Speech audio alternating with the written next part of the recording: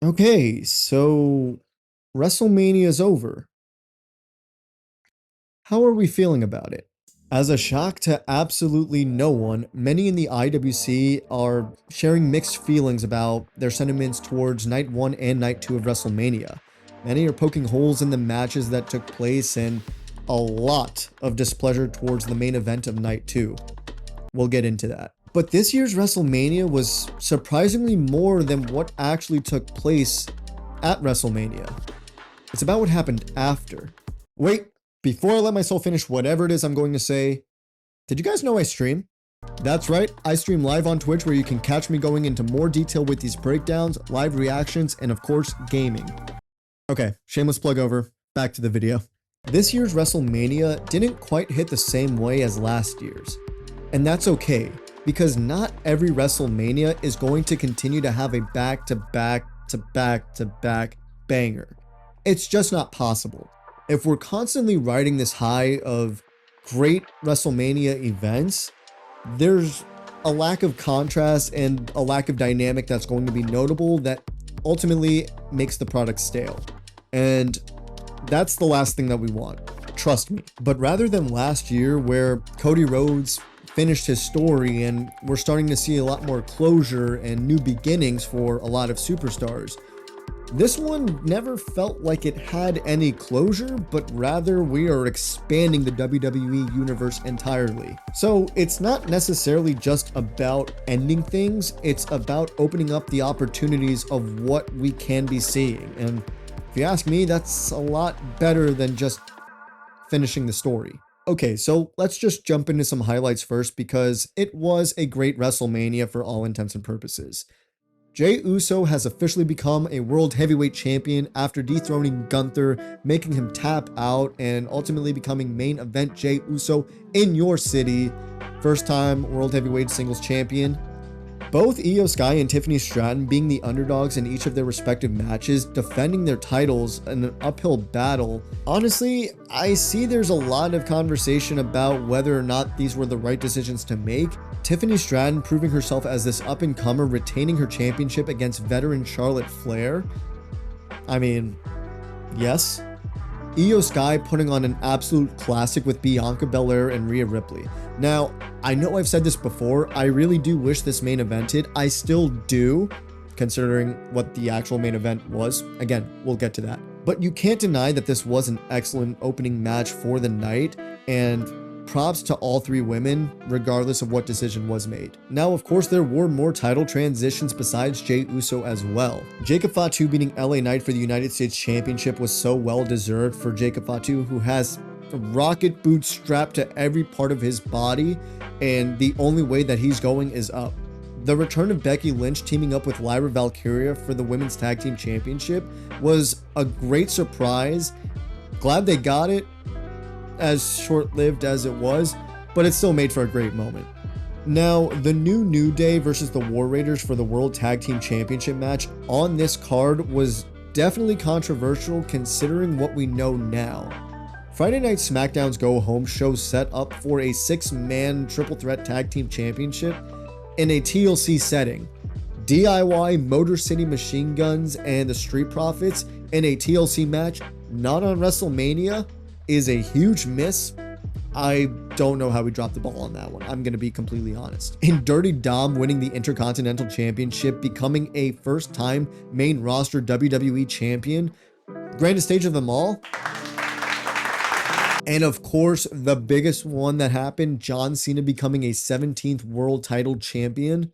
We see you, John. We see you. So of course, there were a couple of things that didn't perform so well this year at WrestleMania. Again, one of those being the New Day versus the War Raiders for the World Tag Team Championship. I don't want to get into it too much, but it really is something to consider. What was this booking decision? I understand that we are trying to create merit with these championships and that there are opportunities that we should give these titles in order to make them relevant. But having the New Day, whose heel turn has kind of fizzled out into nothing, the War Raiders, for one reason or another, just can't really sell it to the crowd as being true faces that the crowd really wants to celebrate. Having that match on a card just doesn't make a whole lot of sense, considering that one of the coolest tag team matches that we are going to get is being shelved for a Friday Night SmackDown instead of on WrestleMania. I don't understand it. Not a lot of people do. It just doesn't make a whole lot of sense.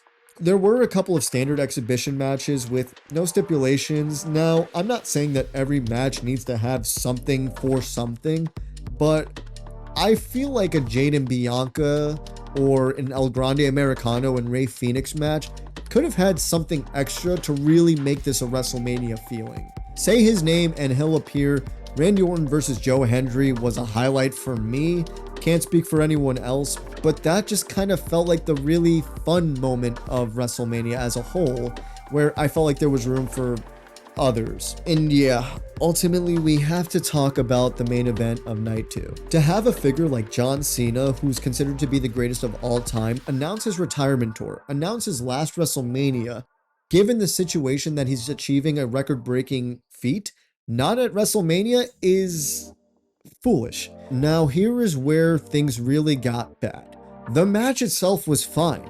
There really wasn't much of a stipulation. It was a clean exhibition match set out from the start. This goes back to John Cena's heel turn at Elimination Chamber, when The Rock came out with Travis Scott and they set out to be this weird, villainous, whatever they were. The Rock doesn't show up to WrestleMania. Travis Scott comes in and again has no business really doing what he's doing. I understand that we're trying to achieve this celebrity input in terms of the story, but it just doesn't work with what he's done.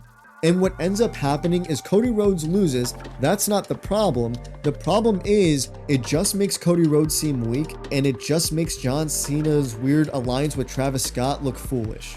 I fear down the road, and however many years ahead, I look back on this situation, I look back on this match, and I see John Cena breaking the record with a Travis Scott unnecessary interference.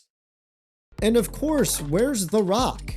The Rock is setting himself out to be this final boss cryptic character, but at this point, what is it worth? You're playing around with these storylines and you're inputting yourself in with one foot and your entire body out. It's not fun, it's not interesting anymore. It's making yourself seem like this big-headed wannabe final boss. If you're gonna be the final boss, be the final boss. We're gonna hear this from him one way or another, that he's got this whole story mapped out. He's 20 steps ahead when we're all playing checkers, and sure, we'll go with it. It is what it is. But at the end of the day, we all saw what happened, and it doesn't really change anything. The Raw After Mania this year was crucial to find out where these new stories were leading. John Cena winning his 17th world title was very clear that he was set out to ruin wrestling, but Randy Orton apparently has something else to say about it, which is kind of crazy to see a world where Randy Orton is the good guy here and John Cena is the villain. Paul Heyman has chosen his alliance with Seth Rollins, breaking his friendship with CM Punk and severing his ties with the tribal chief Roman Reigns.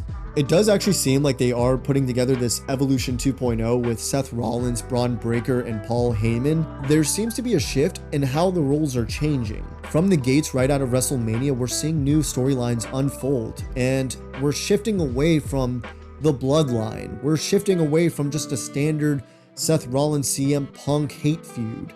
We're seeing the shape of the women's division change right before our eyes. It's amazing, it's exciting, it could be concerning, but it's explosive. And one thing I know about being a fan of the product is that's when it shines best.